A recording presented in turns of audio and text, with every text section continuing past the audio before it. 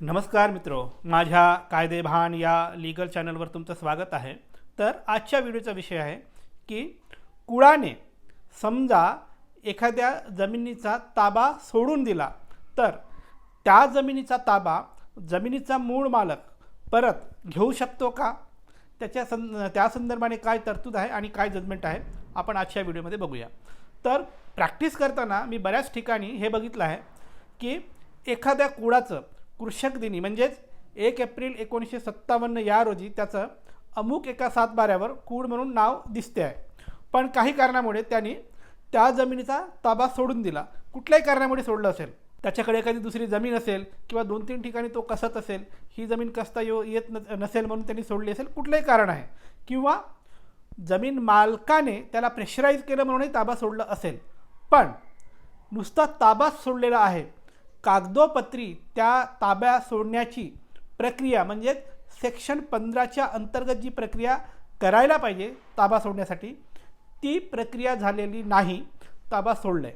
आणि कुळाने ताबा सोडलाय म्हणून मालक ज्याचं नाव त्याच सातबाऱ्यावर मालक सदरी दिसतं त्यांनी या जमिनीचा ताबा घेतला, मग मालकाने घेतलेला हा जो ताबा आहे हा कायदेशीर ठरतो का?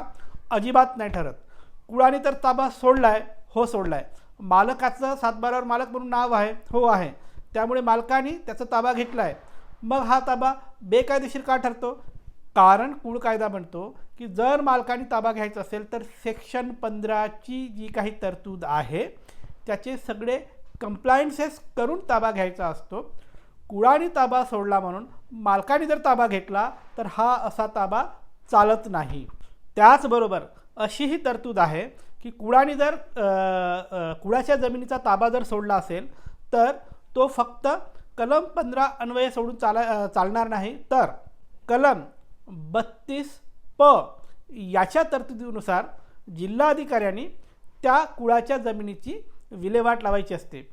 मग जर कुळाने नुसताच ताबा सोडला आहे म्हणजे कलम 15च्या अन्वये सोडण्यात आलेलं नाही आहे आणि त्याच्यावर कलेक्टरनी कलम 32 अन्वये कार्यवाही केली नाही, या दोन गोष्टी जर घडल्या नसतील तर तुमच्या पूर्वजांनी कूळ म्हणून राबलेली जमीन कुठल्याही कारणामुळे ताबा सोडून दिलेली असेल आणि या जमिनीचा मूळ मालकाने ताबा घेतलेला असेल तर हा व्यवहार रद्द ठरतो, बेकायदेशीर ठरतो आणि त्या अमुक कुळाचे वारस म्हणून आज 2023 मध्ये सुद्धा तुम्ही दावा सांगू शकता, कूळ म्हणून 32 गची प्रक्रिया करू शकता आणि तुमची कुळाची जमीन मिळवू शकता।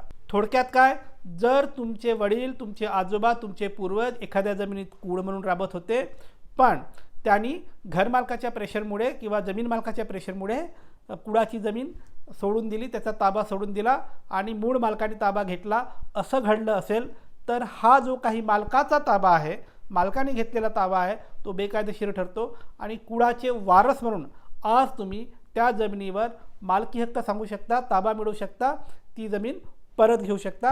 अशा पद्धतीची ही तरतूद आहे। बरं, या संदर्भाने काही जजमेंट आहे का? हो, जजमेंट आहे। अमृत भिकाजी काळे विरुद्ध काशीनाथ जनार्दन त्राडे ही केस आहे। तर या केसमध्ये आत्ता जे मी तुम्हाला सांगितलं की कुळाने जर ताबा सोडला असेल तर मालकाने त्या जमिनीवर घेतलेला ताबा बेकायदेशीर ठरतो आणि कुळाच्या वारसांना ही जमीन रिस्टोर करून मिळते।